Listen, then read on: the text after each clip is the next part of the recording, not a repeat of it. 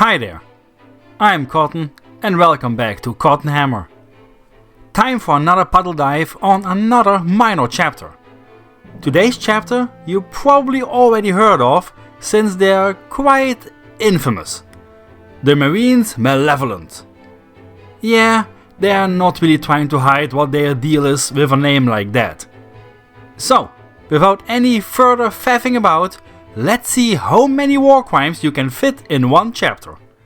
So, who are the Marines Malevolent? They're dicks, in power armor.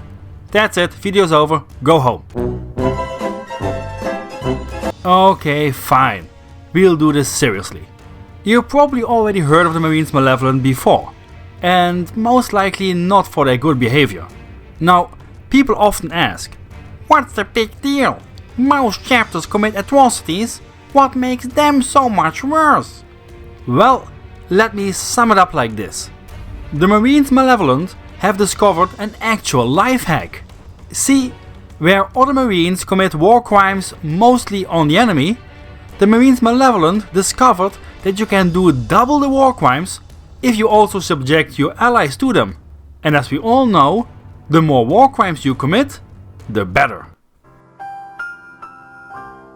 And don't worry, we'll get into their long list of atrocities later in this video. But first, let's talk about where they even come from. The Marines Malevolent were founded somewhere in the 32nd millennium. We don't know who their parent chapter is. And said parent chapter sure as shit isn't going to tell anyone that they are associated with them. We actually know very little about their origin and whereabouts. We don't know their homeworld, we don't know why they were founded, we don't know their primarch. We basically only know that they exist, and that's bad enough. God has allowed me to live another day, and I'm about to make it everyone's problem. One of the positive things we can say about the Marines Malevolent is that they are absolutely loyal. Fiercely so. Even if they'd probably deleted more Imperial citizens than multiple Chaos warbands combined. But from their point of view, that only happens because everyone that's not them is weak and pathetic. And if they weren't so weak and pathetic, they would have easily survived that little bit of friendly fire. They attack the enemies of the Imperium with such ferocity and determination that they see anything as an obstacle. So they have adopted some really fucked up morality where they outright seem to hate civilians, considering them useless, and see their eradication as a net positive, because now not just them, but all Imperial forces can concentrate on the fighting instead of silly protecting civilians. They simply say that whoever doesn't fight themselves for their survival doesn't deserve to survive in the first place. But it doesn't stop at civilians. The Marines Malevolent also leave a long trail of allied casualties in their wake. And where other chapters might apologize, or just ignore it, the Marines Malevolent go a step further and declare it's actually a good thing that they oopsied their own allies. See, the Marines Malevolent say that there is no such thing as innocence, only varying degrees of guilt. So this must mean that the Emperor personally guided that bolt shell into that guardsman's skull, because he was guilty. We don't know of what, but since the Emperor wanted him dead, it must have been horrendous. This absolute disregard for all life, except their own of course, is made even worse by the Marines Malevolent's exceptional arrogance. At this point, if you were to take a Marine Malevolent and lock him in a room with an orc and 2 innocent civilians, and his only weapon is a bolt pistol with 2 shells, he would, without hesitation, shoot both the civilians with 1 shell each, and then beat the orc to death with his bare hands. And then exclaim that he had no choice because the civilians might have gotten in the way of his fight to the death with the orc. It's probably no surprise then that a large portion of the Imperium absolutely refuses to fight alongside them. Some chapters even outright declaring hatred for them, most notably the Salamanders. We'll learn why later in this video. And this is not just me exaggerating. Even the Inquisition has done multiple investigations into them already. And while they are not yet declared traitors, the line they are about to cross is getting thinner and thinner. Anyway, in the field they wear yellow power armor with black as secondary color, which is the same color scheme as wasps, who are also dicks. Coincidence? I think not! Their details like the chest crest are in silver, and their chapter symbol is a winged black thunderbolt. I actually unironically really like their color scheme, if I'm being honest. Their way of warfare is actually kinda unremarkable, apart from the war crimes of course. They are mostly Codex Astartes compliant, both in organization and tactics. Sure, the Codex Astartes doesn't mention blowing up civilians, Codex Astartes does not support this action. Try to keep up. but you just gotta read between the lines, I guess. They do wage their wars with such brutality that you can't deny they get results. More often than not, the Marines Malevolent are facing down odds that would get other chapters to instantly retreat. And not only do they stand their ground, but they also emerge victorious. It's undeniable, even if most fellow Astartes say this with clenched teeth, that the Marines Malevolent get shit done. This and their extreme loyalty and zeal is the main reason the Inquisition hasn't yet slammed the heretic alarm button. Alright, fire!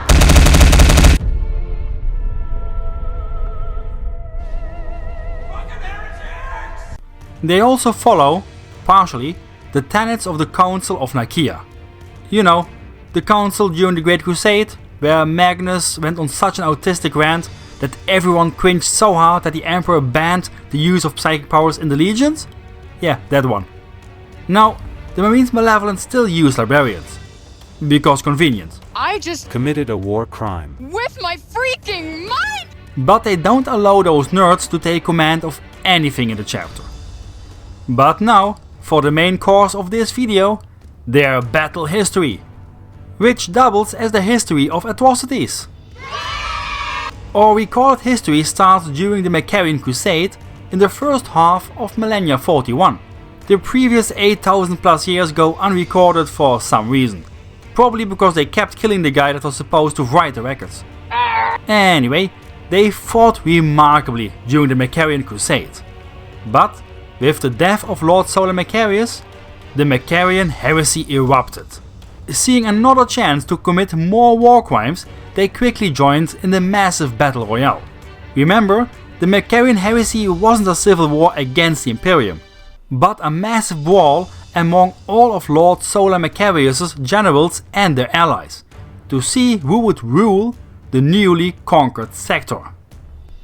This was all fun and games for the Marines Malevolent, until they had to face off against the Star Phantoms during the Battle of Thoth, another chapter that doesn't give a crap about civilians, but for other reasons. Anyway, the Star Phantoms absolutely destroyed the Marines Malevolent. Like, it was such a spanking that even the new recruits still feel it. The Marines Malevolent were almost completely wiped out during that battle. But the Star Phantoms didn't finish the job after they stopped posing a threat. And by the Marines Malevolent's own logic, this only happened because they were weak, pathetic, and the Emperor wanted them to die. But big chance on getting some self-reflection in a mind that's already full with narcissism, arrogance, and 1001 ways to delete a civilian. Then the Inquisition got involved, and censured both them and the Star Phantoms for so carelessly killing Imperial property.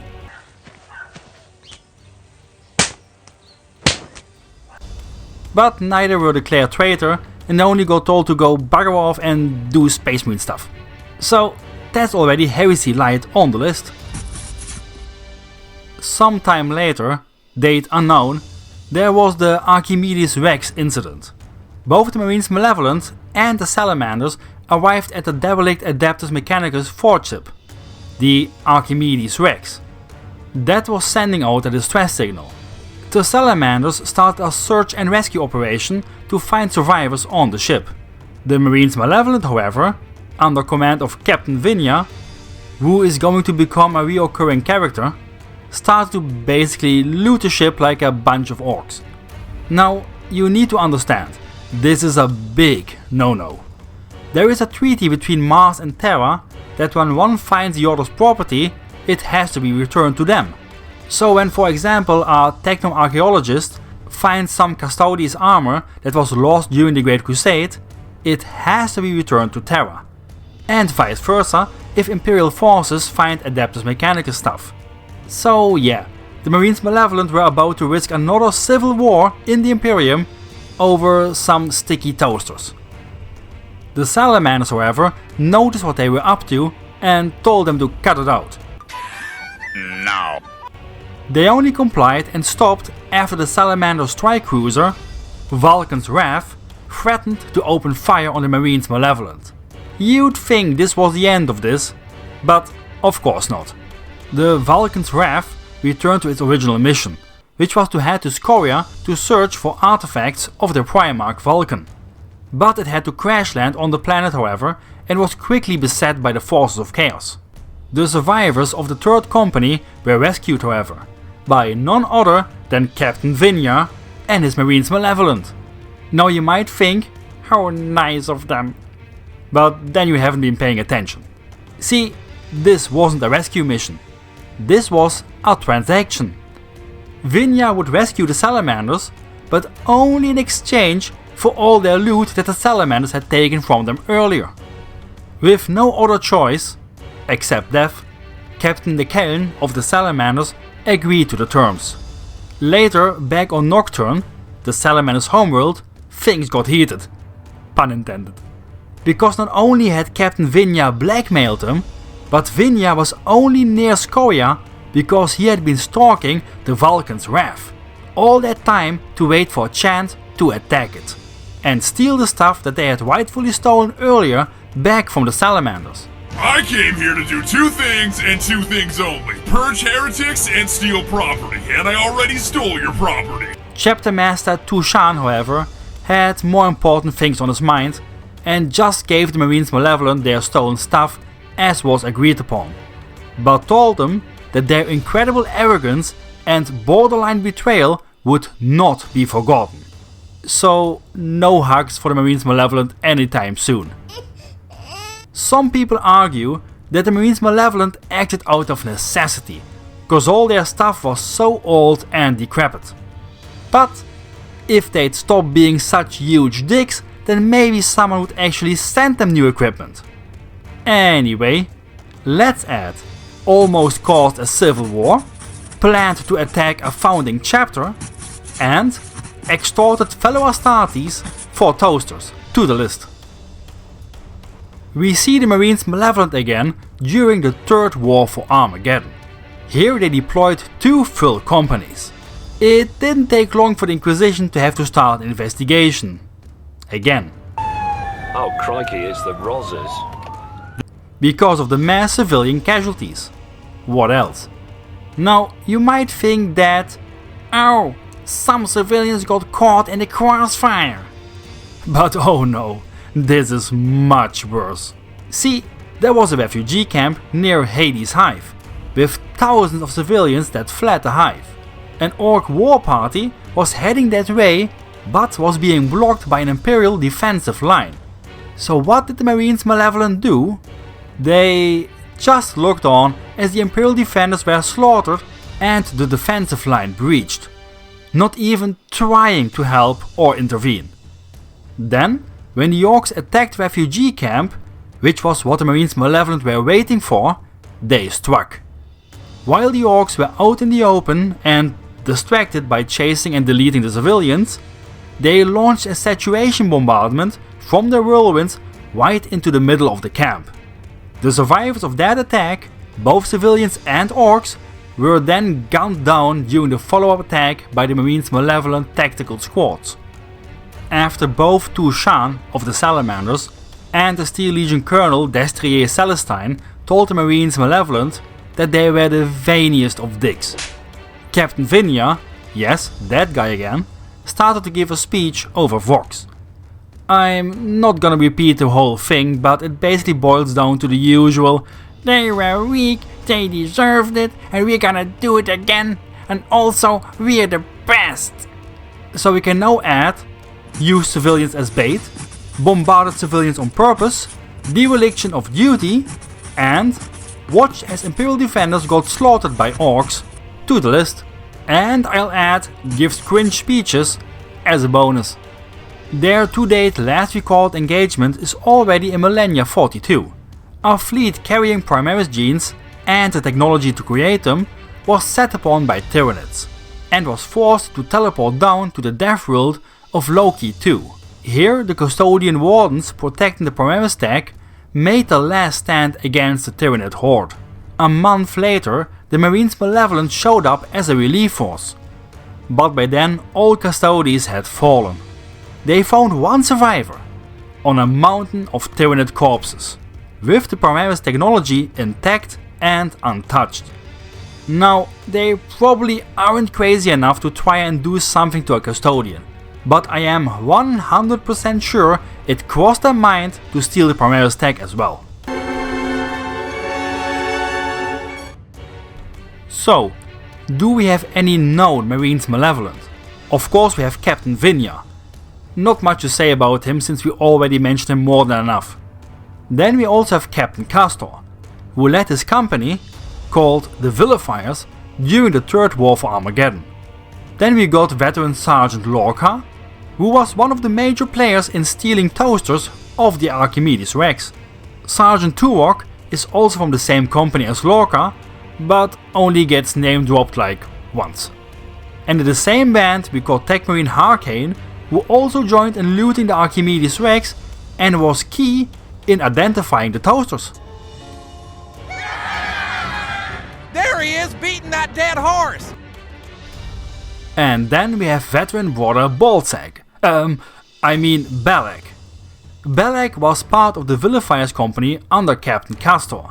He got into a fight with a Black Templar called Tiamat, overtaking some orc's head as a trophy, and killed the Black Templar in the ensuing duel. Then, in true Marines Malevolent fashion, he not only took the trophy, but also stole Tiamat's armor and sword. Tiamat's brother, Vorda, swore revenge for this.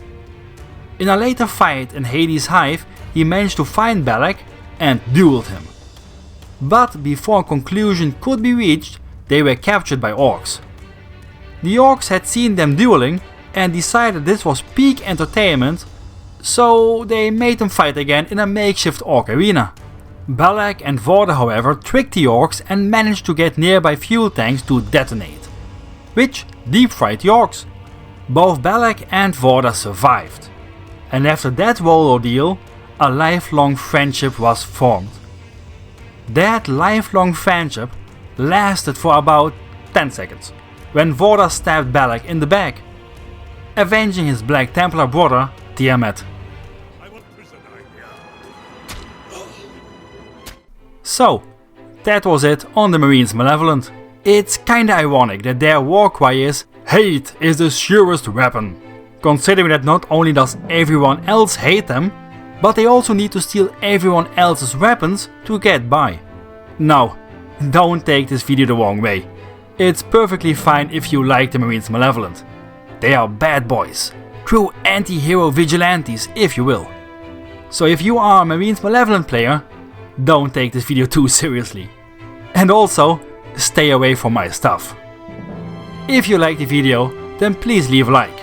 Also consider subscribing, because if you don't, then this Marine Malevolent will kick a puppy and it will be your fault. Anyway, thanks for watching and see you all next time. Cheers!